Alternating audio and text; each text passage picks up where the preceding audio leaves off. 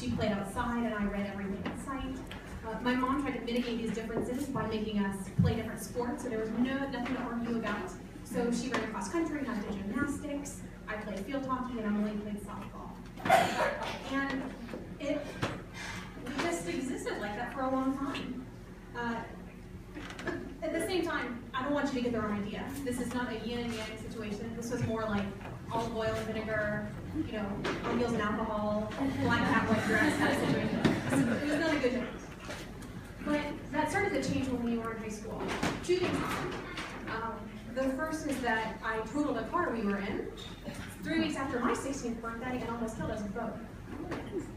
And it was would be a scary situation for anyone, but for me, it was a poignant reminder that I almost lost my other half, my sister. And nothing like that had ever been put in such stark relief. And it changed things. It changed things for us.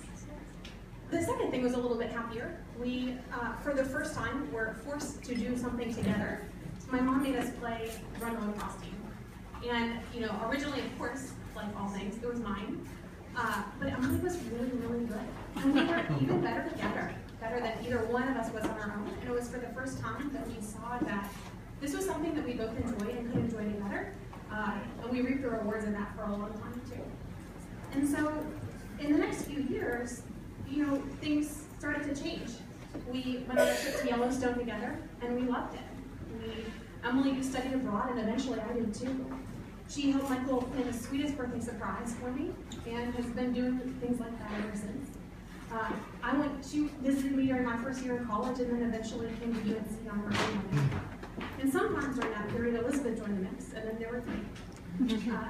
And during this period, Emily transitioned from being my younger sister, kind of the second Nichols, to being my confidant, to being the person that I shared things with, to being my maid of honor at my wedding, my cat's doting aunt, and to being my best friend.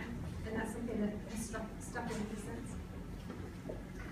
Today we live 926 miles apart. And if you get in a car and drive it in one piece, it's 14 hours. That's not 16 months and 24 days, but it's quite a distance and quite a time. But still, through all that period, Emily has become the person that I call to, and she's still as close as ever to my heart. She's the person that I call on the way home from work when I can barely stay awake. She's the person that I call when it's 10 p.m. the night before my presentation and my cat knocks over. I'm doing on my computer and I don't know what I'm going to do, and Emily is the person that says, take a deep breath and start again. And then, to make it better, she'll call in the middle of the night and just make sure that things are going okay. And she's the kind of person that will do that for you, and she does it for me over and over and over again, and that's Emily. These days, things are a little bit different. Emily lives farther away, and that's not something that's going to change. But she's still the person that I call when I'm having a crisis of conscience, or of reason, or of faith. She's my compass, she's my sounding board, and she's still, all this time later, my best friend. In Zach, Emily has found someone who completes her too. He keeps her grounded and makes her whole.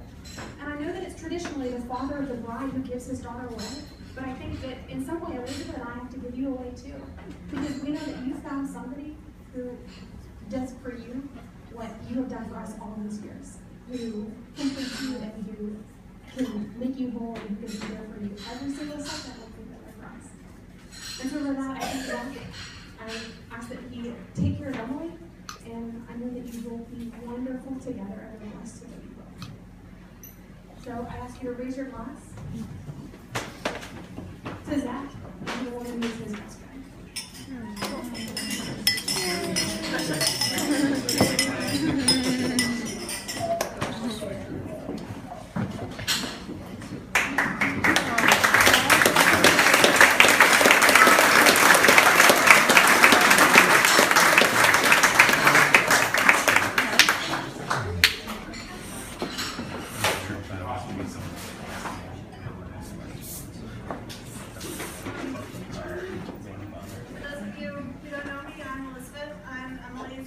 Younger, and as I like to remind her, taller sister.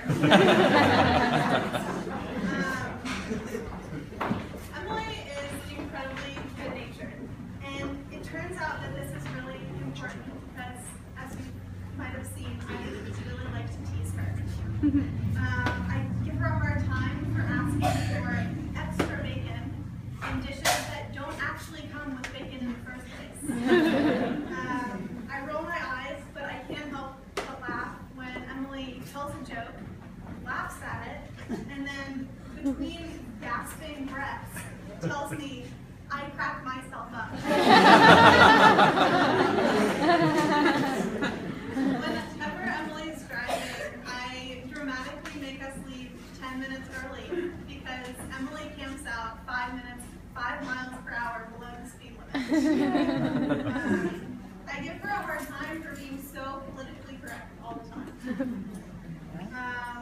But as much as I like to tease my sister, these are also some of the unique qualities that make me love her as much as I do. And they make her the exceptional woman she is, and they're qualities that I wouldn't want to see disappear in the give and take